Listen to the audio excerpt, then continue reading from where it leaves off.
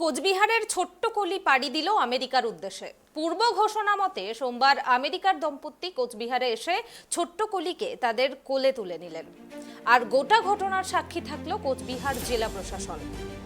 কোচবিহার জেলার শিশু সুরক্ষা আধিকারিক স্নেহাশিস চৌধুরী জানান, দত্তক গ্রহণ প্রক্রিয়া 2020 অনুযায়ী সমস্ত নিয়ম নীতি মেনে কলিকে আমেরিকার দম্পতির হাতে তুলে দেওয়া হলো।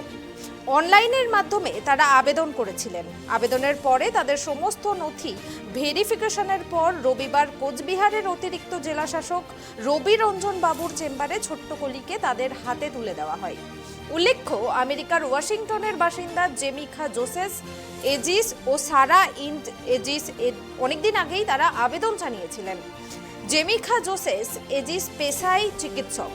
কেন্দ্রীয় সরকারের নারী এবং শিশু কল্যাণ দপ্তরের অধীনে থাকা সেন্ট্রাল এড অপশন রিসোর্স অথরিটির মাধ্যমে তারা অনলাইনে কলিকে দত্তক নেওয়ার ইচ্ছা প্রকাশ করেন। তারপরেই শুরু হয় প্রক্রিয়াকরণ।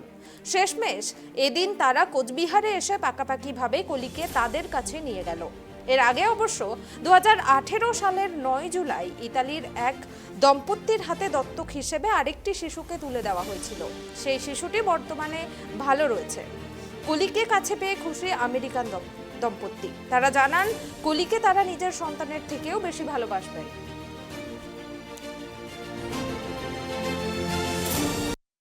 এটা মূলত অ্যাডপশন রেজুলেশন 2022 চালু হওয়ার পরে নতুন যে গাইডলাইন সেই অনুযায়ী আমাদের যে অ্যাডপশন প্রক্রিয়া, সেই অ্যাডপশন প্রক্রিয়ায় এটা প্রথম আমাদের কোচবিহার ডিস্ট্রিক্ট থেকে ইন্টার কান্ট্রি অ্যাডপশন, যেটা ইউএসএতে ইউনাইটেড স্টেটস অফ আমেরিকার প্যাপ, তারা এখান থেকে অ্যাডপশন নিলেন এবং আজকে পুরো আইনি প্রক্রিয়া সম্পন্ন হওয়ার পরে আজকে বাচ্চাটাকে হ্যান্ড ওভার করা হলো প্যাপের কাছে।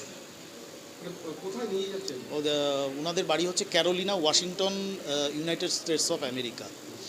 সেখানেই বাচ্চাটি প্যাপদের বাড়ি এবং Papp by profession doctor, physician, এবং যিনি ভদ্রমহিলা মা হচ্ছেন জিম ইনস্ট্রাক্টর।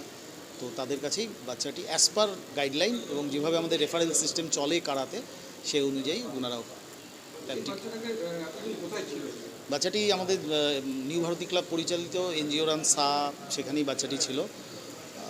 এবং বাচ্চাটি কারা পোর্টালে যেভাবে যে সিস্টেমে থাকে সেভাবেই ছিল এবং সেই অনুযায়ী রেফারেল ওনাদের কাছে গেছেন, ওনারা রিজার্ভ করেছেন এবং after that as per adoption regulation 22 যা প্রসিডিওর আছে, সেই প্রসিডিওরেই অ্যাডপশন প্রক্রিয়াটি সম্পন্ন করা হলো।